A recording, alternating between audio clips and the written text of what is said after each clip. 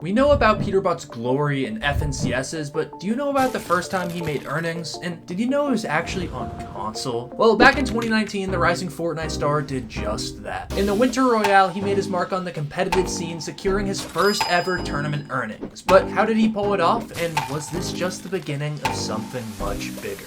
Spoiler, it was. So let's dive into the moment that kickstarted peterbot's journey to the top. Welcome to Rags to Riches, Episode 1. Peterbot's first 1,000 earned. And to be abundantly clear, this isn't one of those story of peterbot videos you've probably seen across several channels, because that trope has been done before. This video instead is zooming in on one of the specific moments within that story, arguably his most important moment, his very first earnings. Obviously we know he's an FNCS champion, but watching him key pro lobbies on zero ping doesn't make me and my viewers better. But what I think does is showing the moments where pros take that step from regular civilian to a Fortnite pro.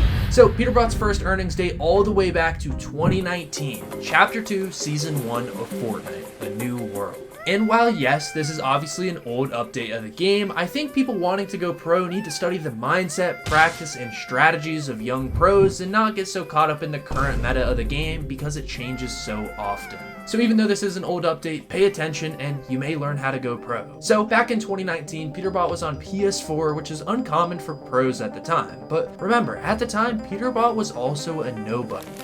When he first hopped on the game, well, he treated it like a game. Fortnite was one of the biggest video games, but the pro scene was a joke for quite some time. So it only needed to be a game for him during its first prime. Chapter 1 lasted from 2017 to 2019, and competitive was a mess. The loot pool between competitive and pubs was identical, vehicles were enabled in tournaments, and you could shockwave through an entire endgame, knocking down everyone's builds and instantly killing anyone on height. Not to mention, during the World Cup era, everyone's favorite gun and staple of the game, the pump shotgun, was removed with no similar replacement. You could only use the combat or the tac, and people weren't happy, and a lot of future competitors had no reason to play. And also, during the World Cup era, peterbot wasn't even old enough to compete. He was around 11 or 12 at the time of the New York event, so he had no reason to try for it. Huge creators at the time like Ninja and Tfue were dominating, but obviously they sort of died down. However, other large creators like Clix and Booga had already made a name for themselves in the World Cup. Booga went on to be the #1 Fortnite streamer for quite some time, and Clix was creating a die-hard following too, being a finalist in the World Cup. But the stage just wasn't simply set for peterbot yet. Like I said, his first earnings was in Chapter 2, so that means the entire Chapter 1, all 10 seasons of it, went past without Peter doing anything. And he didn't play a lot of those seasons, being a late addition to the game. Sources are unclear when Peter started playing the game, and I'd love to know in the comments if you do know, but what is clear is he didn't truly start competing at a high level until Chapter 2. So that goes to show, no matter when you start playing, you have a chance to go pro. Yes, there are going to be people better than you, but you shouldn't stop trying. Peter got into competitive after the pinnacle of Fortnite seemed to have already passed. 10 weeks of high-view, high-publicity qualifiers to show your skill, paired with a global LAN in New York City alongside some of the biggest names like Tfue, and peterbot missed it. He could only watch and look up to those players, surely thinking he may never come close, but that didn't stop him.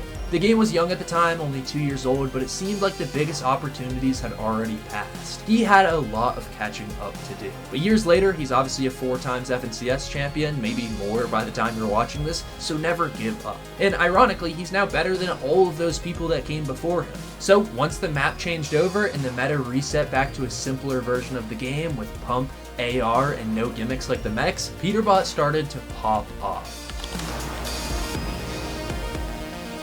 A tournament was announced called the Winter Royale, which had over $15 million of prize money on the line. One of the biggest tournaments of all time. So this meant it was a great opportunity to get your first earnings as a player. There were 3 days of online competition for this prize pool, with the available money increasing with each day. So on day 1, peterbot allegedly hopped in to get to work. And I say allegedly because he either missed this day or did so bad that Fortnite Tracker doesn't even display his placement, assuming he got outside of the top 10,000, so not a good start. But by day 2, it was time to lock in, and he found a duo named Master Try 95.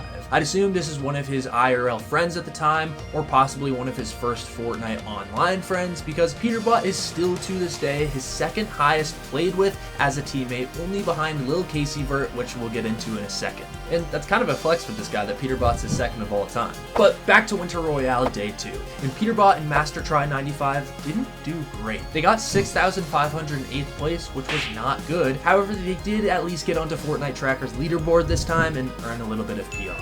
So improvement is improvement, and that's what matters early on, especially in a 3-day tournament. So once Day 3 rolled around, peterbot was ready to lock in, but he didn't want to do it with Master Try 95 again. Instead, he snagged Master's other main duo, Lil Casey Vert, who, like I said, was above peterbot in matches played together, and they ran it. Again, I don't know the history, I'm just doing outside research and attaching strings and drawing conclusions where I see fit, so I don't know what happened, but I'd assume this is a group of IRL or online friends who wanted to play a duos tournament and get everyone involved. So Pete played Day 2 with Master and Day 3 with the Lil Casey Vert, but who knows. However, dropping Master Try was the right move because peterbot started popping off. He warmed up for Day 3 by playing on West and didn't do great, however it wasn't his main region, so no big deal. He got around a 9,000th place, but he didn't let it hold him back. So he got Casey and queued into the next tournament, this time Europe. Still not his main region, but they thought, hey, we might as well try, and to their luck, confidence, arrogance, skill, whatever you want to call it, it was the right choice because they did really well. They started off with a 6-kill victory royale, and not just one,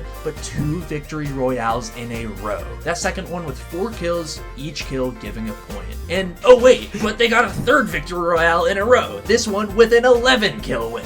Insane, but that is where it stops. They didn't get a 4th in a row, but still got another W on the day. So they did end up with 4 victory royales, but actually only a 0.83 average elims for the tournament. So while it is great to have a pop-off game, consistency can actually give you the exact same replicated results or better. Like having 1 kill each game would statistically be better than their 12 games with only 1 crazy pop-off game. Not saying that is a bad thing to Peter's strategy because it obviously worked and he's a crazy fragger, so he can afford to play the game aggressive, but I'm more saying that to the audience which doesn't have his crazy mechs but still wants to earn. So in this tournament, drumroll please, peterbot got his first earnings.